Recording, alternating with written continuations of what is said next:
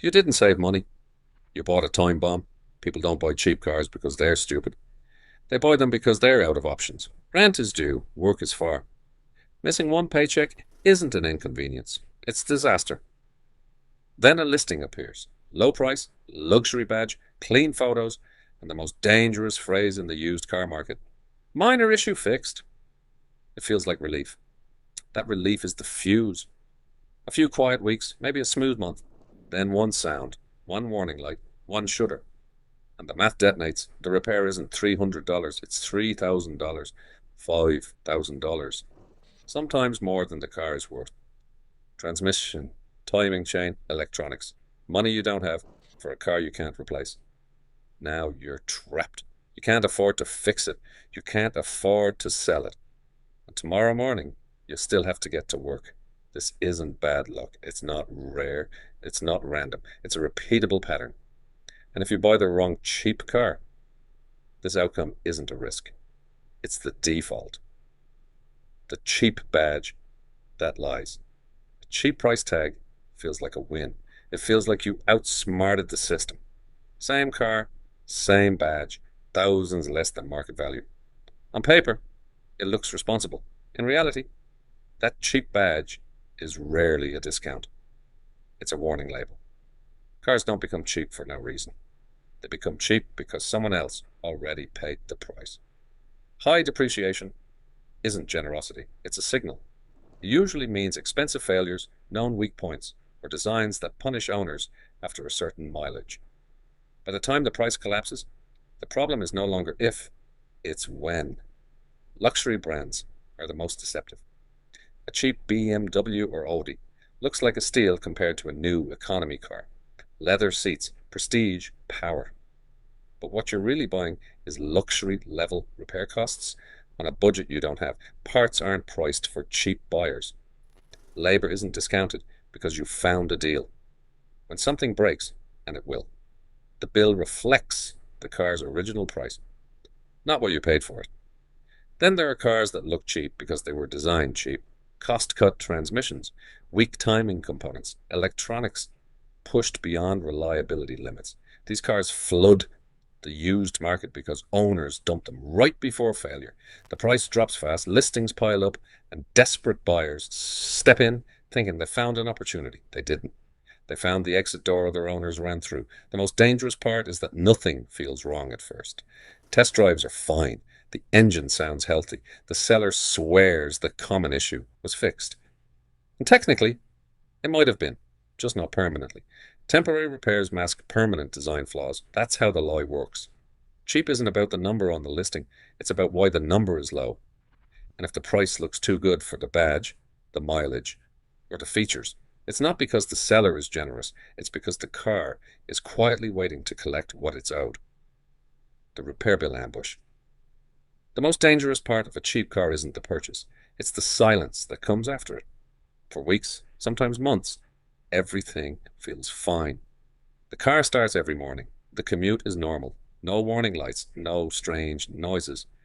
That calm is what convinces you that you made the right decision, that the internet was exaggerating, that you got a good one. That's exactly how the ambush works. Car failures don't announce themselves politely. They wait. Then they hit all at once. One light flickers on. One sound feels off. One vibration shows up where it never existed before. You tell yourself, it's minor. You keep driving. Then the car goes to a mechanic.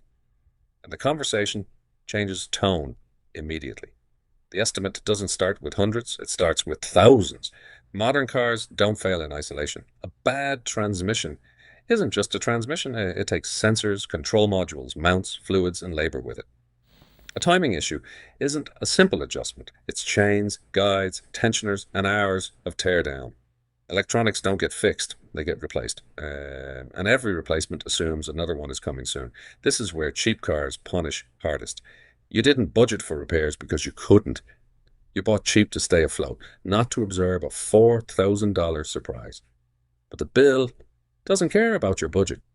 The shop doesn't negotiate, and the car doesn't pause its failure because rent is due.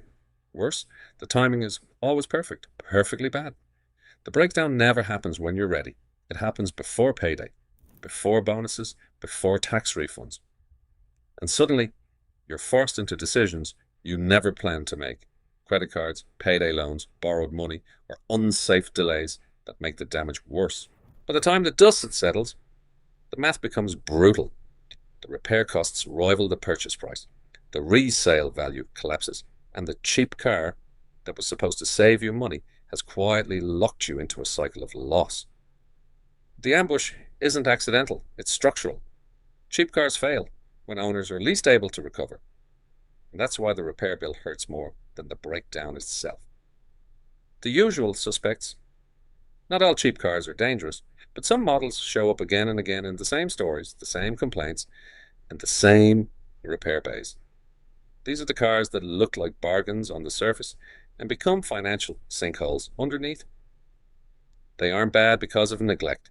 They're bad because of patterns. Cheap luxury cars lead the list. A used BMW 3 Series or an older Audi at half the price of a new economy car feels irresistible. You get performance, comfort, and a premium badge for pennies on the dollar. What you don't get is premium reliability.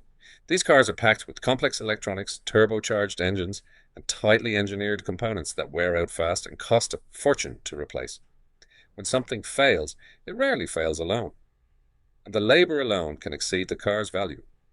Then there are the transmission nightmares. Nissan's CVT is one of the most notorious examples. On paper, it's efficient and smooth. In reality, it's fragile, heat-sensitive, and prone to early failure. Many owners experience slipping, shuddering, or total failure well before expected mileage. Replacements are expensive, rebuilds are unreliable, and used buyers walk straight into the problem window. Some cars are cheap because corners were cut at the factory. The Ford Focus with the DPS6 dual-clutch transmission is a classic case. It was sold as innovative and efficient, but in practice it's jerky, unpredictable, and failure-prone. Owners complain of hesitation, grinding, and loss of power, issues that updates and fixes never truly solved. By the time these cars hit the used market cheap, the damage is already baked in. American compacts like the Chevy Cruze and certain Chrysler models follow a similar script. Turbo issues, cooling problems, electrical gremlins, and weak internal components stack up over time. Repairs come in waves, not one-offs. Owners sell not because the car is unusable, but because they're exhausted. The common thread isn't mileage or abuse, it's design. These cars have known failure points, predictable timelines, and repair costs that don't scale down with resale value. They keep getting bought cheap because someone else already learned the lesson the hard way and decided to pass it on. When a model earns a reputation, it's not coincidence, it's a warning. Why broke buyers get hit hardest? Cheap cars don't hurt everyone equally. They hurt the people who can least afford to recover. When you're broke, you don't buy a car with margin. You buy it with hope. The goal isn't comfort or performance. It's survival. Get to work. Don't miss shifts. Don't fall behind. There's no backup vehicle, no savings cushion, no emergency fund waiting quietly in the background. One failure is all it takes. That's what makes cheap cars so dangerous for broke buyers. The risk isn't just mechanical, it's structural. Wealthier owners can absorb surprises. A $3,000 repair is annoying, but manageable. For a broke buyer, it's catastrophic. It competes directly with rent, food, utilities, and debt. The car doesn't just break, it destabilizes everything else. Broke buyers also get hit before the repair even starts. No warranty, no dealer support, no goodwill repairs. The car is bought as is, which really means on your own. When something goes wrong, every option is bad. Fix it with money you don't have. Delay the repair and risk making it worse. Or stop driving and risk losing income entirely. Financing makes it worse. Cheap cars often come with high interest loans because the buyer's credit is already strained. So now you're paying interest on a car that doesn't work, miss a payment, and repossession becomes a threat. Fix the car and you fall behind elsewhere. Either way, the system squeezes you. Time is another hidden cost buyers can't afford. When the car is down, so is your income. Missed shifts aren't theoretical. They're lost paychecks. Public transport isn't always an option. Ride-sharing costs add up fast. Every day, without the car, compounds the damage. And psychologically, broke buyers stay stuck longer. They keep repairing bad cars because they have to. Selling at a loss feels impossible. Buying another car feels even worse. So they pour money into a vehicle that's already proven it can't be trusted, hoping the next repair will be the last. It rarely is. Cheap cars hit broke buyers hardest because they remove choice. When you have no margin, no flexibility, and no escape route, even a small mechanical failure becomes a financial emergency. And cheap cars are built to create emergencies. The math nobody shows you. When people talk about cheap cars, they only talk about the purchase price. That's not the math that matters. The real cost is everything that comes after.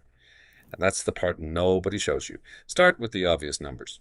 You buy a car for $5,000 instead of $12,000. On paper, you saved $7,000. That feels like a win. But within the first year, the repair bills start landing. A transmission issue, suspension work, cooling problems, electronics.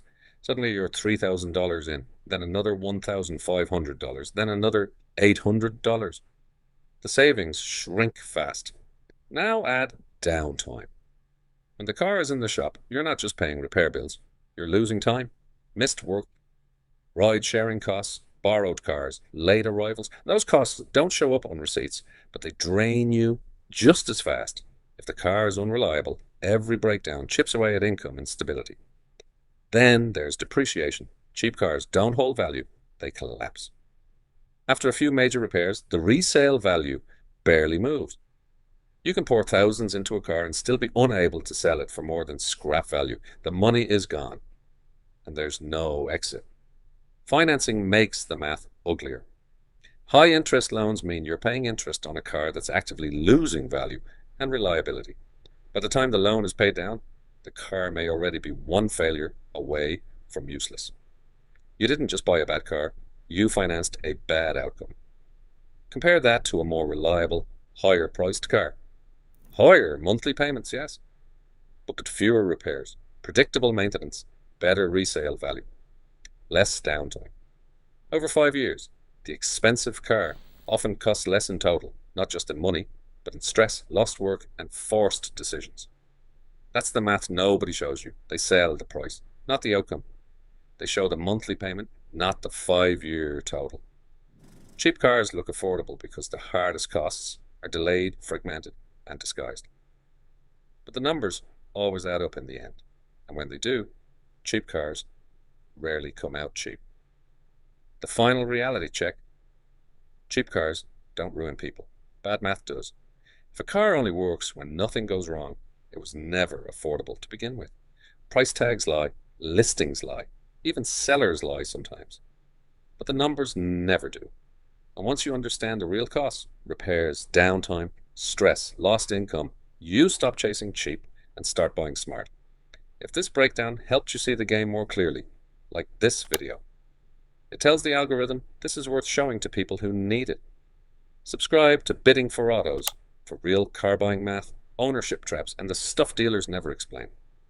And share this with someone who's about to buy a great deal. It might save them thousands before the damage is done. This is Bidding for Autos, where we break the illusion and show you the real cost